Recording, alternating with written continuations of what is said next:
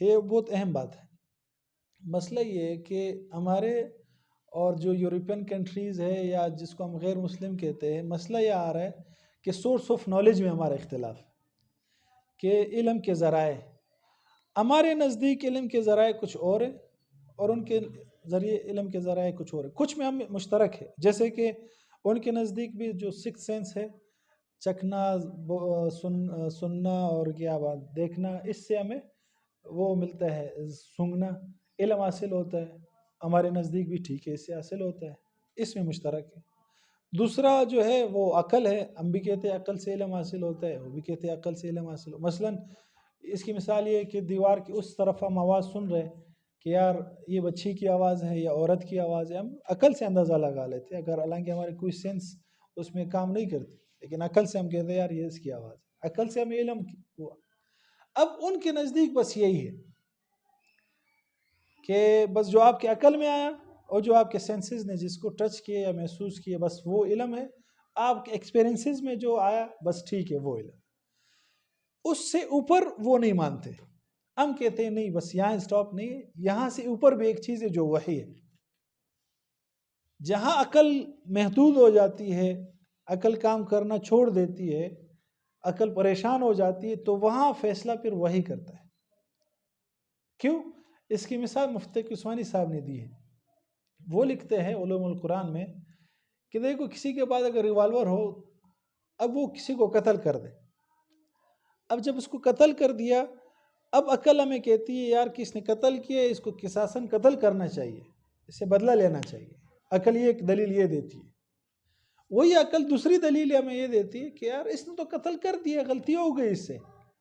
اب جس کے بچے یتیم ہونے تھے وہ ہو گئے، جس کی بیوہ تھی وہ تو ہو گئی. اب اس نے جو مارا ہے، اس کی بچی بیوی کا کیا قصور ہے؟ اس کو چھوڑ دیا جانا چاہیے. اب عقل دونوں دلائل دے رہی اور مضبوط دلیلیں دے رہی، ٹھیک ہے، دلیلیں عقل کی طرف سے یہی مضبوط دلائل ہے، لیکن یہاں عقل پریشان ہو جاتی کہ یہ مانے یا یہ مانے. اب یہاں وہی اگر فیصلہ کرتی ہے کہ بھائی قصاص اگر معاف کر دی تو معاف کرنے کا بھی اختیار ہے، لیکن قصاص ہے، یا آپ نے عقل نہیں دوڑانی ہے، قصاص ہے تو قصاص ہے. بہت سارے مسائل ایسے جہاں عقل ڈائیورٹ ہو جاتی ہے، یار کہ یہ مانوں یا یہ مانوں، کیا کون سا صحیح ہے. تو ہم کہتے ہیں وہی، وہ ان کے پاس وہی نہیں. بس یہ مسئلہ ہے، ٹینشن یہاں پہ. سمجھ میں آ رہی بات؟ یہ عقل سے بات کون سی بات کیوں آئی یہ بات؟ ہاں یہ اب جہاں بات ثابت ہو گئی کہ اللہ کے رسول نے یہ فرمایا، اللہ کا یہ حکم ہے، وہاں پھر یہ نہیں کہنا نہیں میرے عقل میں تو یہ بات آتی، زخ و دعوی میں تو یہ کہہ رہا ہوں. وہاں آپ جو بھی ہو، جتنے بھی سمجھدار ہو، آپ حضور سے زیادہ سمجھدار نہیں ہو سکتے. انہوں نے جب کہہ دیا کہ یہ سنت ہے، بس وہ سنت ہے، وہ اس میں کوئی نہ کوئی خیر ہے. آپ کی سائنس ٹیکنالوجی اس تک نہیں پہنچی، وہ الگ بات ہے. لا اکراہ فی الدین کا مطلب یہ نہیں ہے کہ آپ جو چاہو کرو. دیکھو آپ کہیں ایڈمیشن لو کسی کالج میں تو وہاں بھی آپ اپنی منمانی نہیں کر سکتے. جس طرح یونیفارم وہ بتائیں گے آپ نے وہی یونیفارم پہننا ہوگا، جو کام وہ بتائیں گے وہی کرنا ہوگا. یہ نہیں ہے کہ آپ اپنی منمانی سے کبھی کس میں جائے کبھی کس میں جائے، دل چاہا تو وہ پڑھ لیا، نہیں چاہا ٹیچر کو مار دیا، تپڑ مار دیا، پرنسپل کو بے عزت کر دی. کر سکتے آپ لوگ.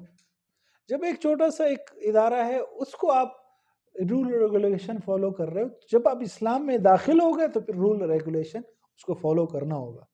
یہ جو کہا ہے لا اکراہ فی الدین، یہ اسلام میں داخل ہونے کے لیے کہ کوئی سختی نہیں ہے. سکھ بھی آ سکتا ہے، یہودی بھی آ سکتا ہے، عیسائی بھی آ سکتا ہے، کوئی سختی نہیں ہے اسلام میں آنے کے لیے. لیکن اسلام میں جب آپ آ گئے پھر آپ نے اللہ اور اللہ کے رسول کی باتوں کو ماننا ہے.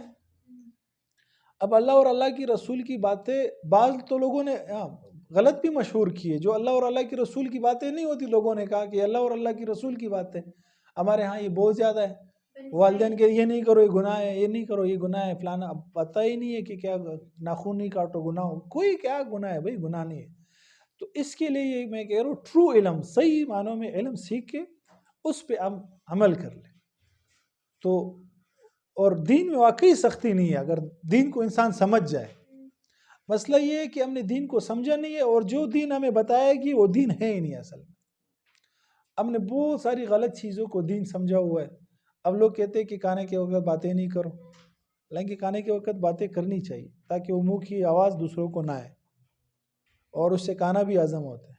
بالکل خاموش جو ہوں گے تو منہ کی کھانے چبانے کی آواز ایک دوسرے کو جائے گی، پھر بالکل ایسے سکتہ طاری ہوگا۔ توجہ اتنی دقیق باتیں بھی نہیں کرنی ہے کہ کھانے سے توجہ ہٹ جائے، کانوں میں توجہ بھی ہونی چاہیے۔ ٹھیک ہے، خیر انشاءاللہ صحیح دین ہم یہاں سیکھیں گے اور صحیح معنوں میں سیکھیں گے اور اس پہ عمل کریں گے۔ وآخر دعوانا الحمدللہ رب العالمین۔